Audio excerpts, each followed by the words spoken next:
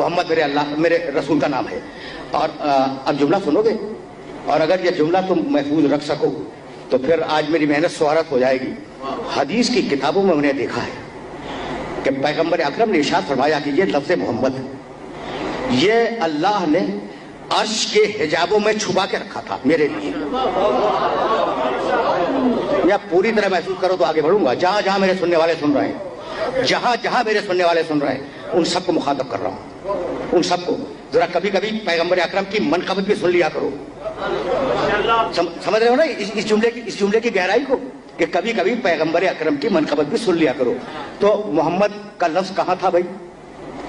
عرش کے حجابوں میں چھپا ہوا, کسی کی نگاہ پڑ ہی نہیں سکتی. عرش کے پردوں میں, عرش کے پردوں میں لفظ محمد. اچھا تو جب بچہ پیدا ہوا تو محمد نام کس نے رکھا؟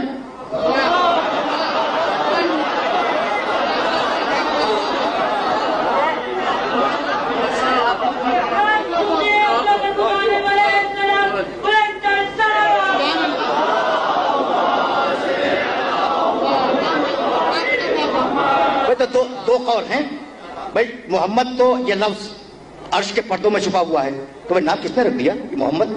کس نے دیکھ لیا بھائی؟ عجیب بات ہے نا. تو دو قول ہیں, یا دادا نے رکھا جس کا نام ہے عبد المطلب, یا چچا نے رکھا جس کا نام ہے ابو طالب.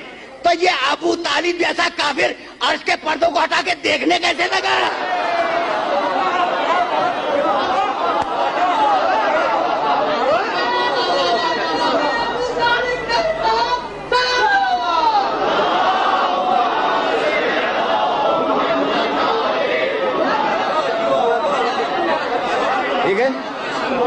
اچھا یہ نوجوان ابو طالب کے نام پہ خوش ہو رہا ہے, یعنی اتنی تعریف میں نے پیغمبر اکرم کی بیٹھا سنتا رہا, خوش بھی ہوتا رہا, لیکن یہاں تو خوش ہو گیا وہ. تو اب اس نوجوان کو جملہ تو ہتیا کر ہی دوں نا. اب میں کیا کروں؟ یعنی وہ چچا کتنا بالغ نظر تھا اور کتنی گہری نظر رکھنے والا تھا کہ عرش کے پردوں کو ہٹا کر نام کو دیکھ لیا. بھائی یہ جو ابو طالب سے دشمنی ہے نا, میرے جملے کو ذہن میں رکھنا, یہ جو ابو طالب سے دشمنی ہے یہ دشمنی فضیلت کی دشمنی ہے. جملہ سننا, یہ دشمنی فضیلت کی دشمنی ہے. اس لیے کہ کافر پالنے کا موقع ہر بزرگ کو ملا تھا, لیکن نبی پالنے کا موقع ابو طالب کے علاوہ کسی کو نہیں.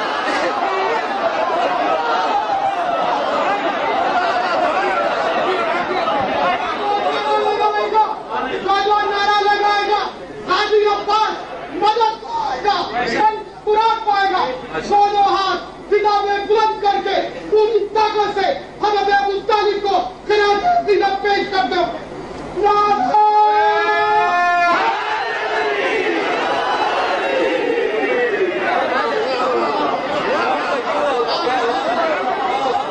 بھائی ابو طالب میرا سبجیکٹ نہیں ہے. میں نے تو یہ جملہ تمہیں ہدیہ کیا ہے کہ کافر پالنے کا موقع, کافر پالنے کا ہر بزرگ کو ملا, لیکن نبی پالنے کا موقع سوائے ابو طالب کے کسی کو ملا ہی نہیں. یہ فضیلت ابو طالب پر ختم ہو گئی, اس لیے کہ نبوت محمد پر ختم ہو گئی.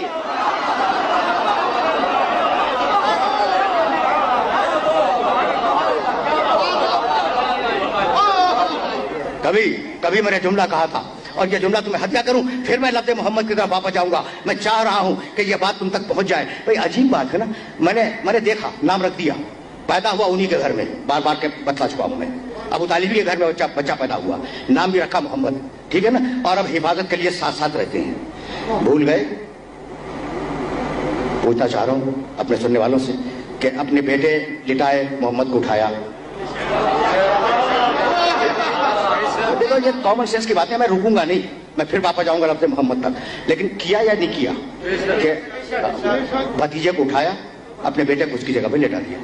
اب میں پوچھتا ہوں ایک عام مسلمان سے, عام, کہ میاں یہ کیا کر رہے تھے ابو طالب, کہ محمد رسول اللہ کو اٹھا کر اور اپنے بیٹے کو سلا دیتے تھے. کہا ہاں یہ کر رہے تھے, ہر تاریخ میں لکھا ہوا ہے.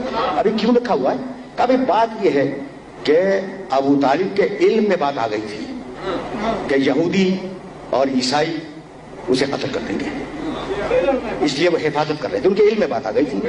ہاں ٹھیک, علم میں آ گئی تھی. ابو طالب کے علم میں بات آئی تھی کہ اہل کتاب محمد کو قتل کر دیں گے, اس لیے انہوں نے حفاظت کا یہ طریقہ بنایا تھا. تو ہم نے یہ پوچھا کہ بھائی ابو طالب پہ الہام ہوا تھا,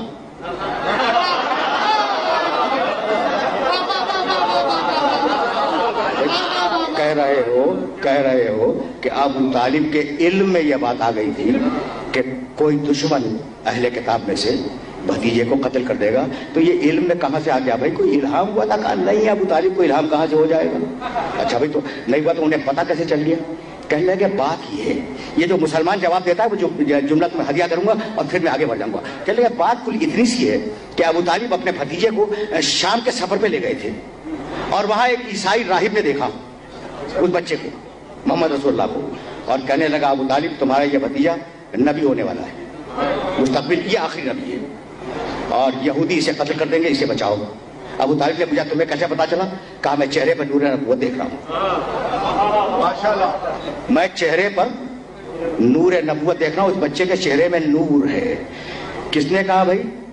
عیسائی راہب نے. تو اب مجھے شکایت کرنے کا موقع تو دے دو کہ میرے محمد میں جو نور عیسائی کو نظر آ گیا آج تک ملا کو نظر نہیں آیا.